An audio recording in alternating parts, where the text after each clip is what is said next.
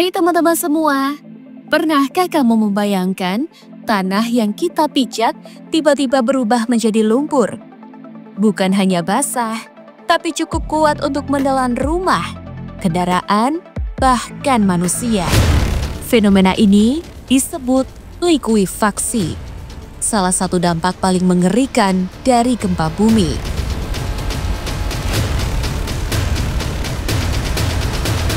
Likuifaksi terjadi ketika tanah yang tadinya keras dan kokoh berubah menjadi cair dan tidak mampu lagi menopang beban di atasnya.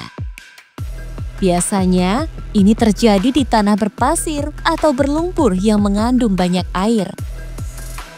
Secara normal, butiran tanah saling mengunci dan mampu menopang bangunan.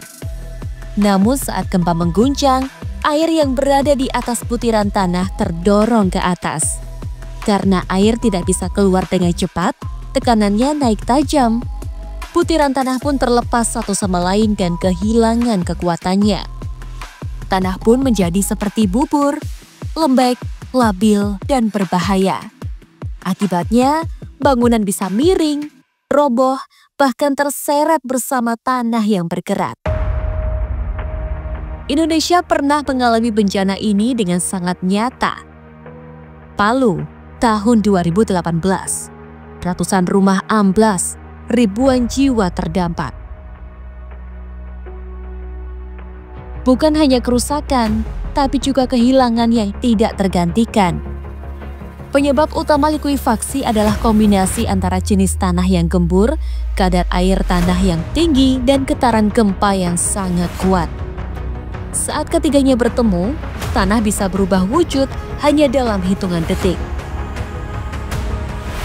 Dampaknya luar biasa besar. Bukan hanya bangunan dan jalan yang rusak, tapi juga trauma, pengungsian, dan lumpuhnya kehidupan warga.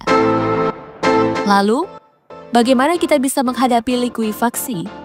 Pertama, dengan mengenali wilayah rawan, melalui studi geoteknik sebelum membangun.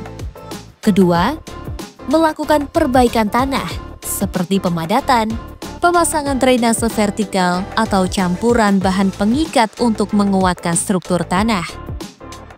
Ketiga, membangun dengan desain yang tahan gempa dan pondasi yang disesuaikan dengan kondisi tanah. Likuifaksi memang tak bisa dicegah, tapi resikonya bisa kita kurangi dengan perencanaan yang matang, edukasi yang tepat, dan kesiapsiagaan bersama. Karena memahami bencana adalah langkah pertama untuk selamat dari bencana.